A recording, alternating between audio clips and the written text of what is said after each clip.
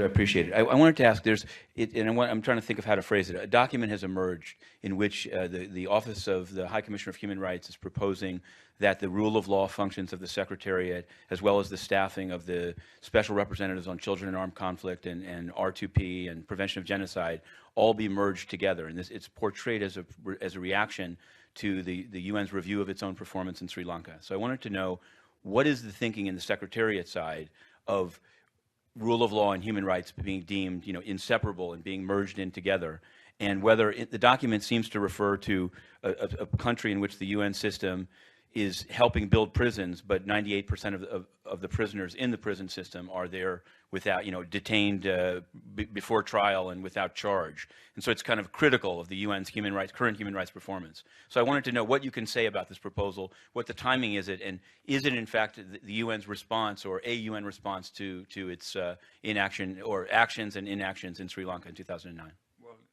Seems like you're a member of the Magic Circle, Matthew.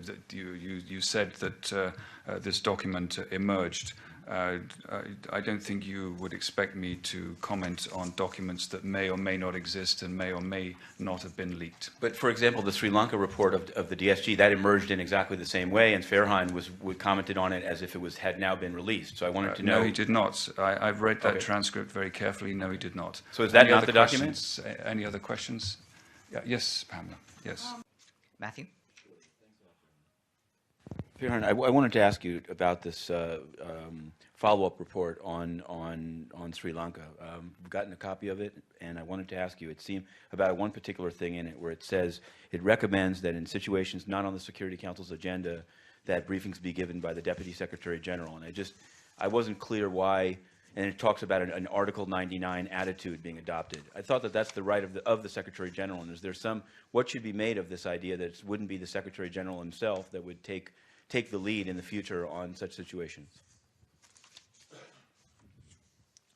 Well, regarding that, this is something that we're actually going to be in dialogue with member states about, as you know.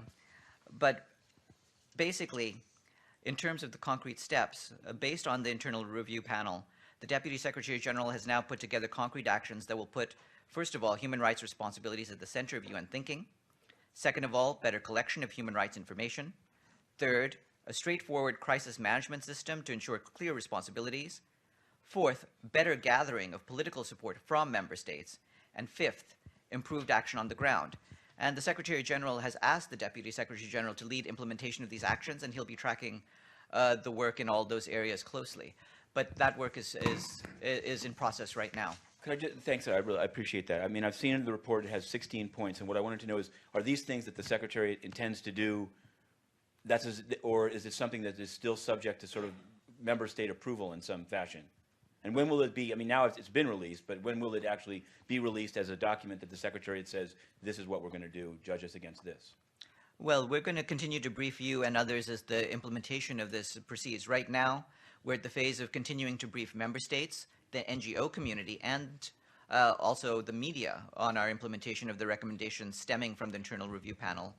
And as you know, the internal review panel report and the recommendations themselves were made public earlier. But in terms of other information that we can put out, we'll be preparing a summary of the action plan and an update, and we'll share those in due course. Okay, thank you. Yes.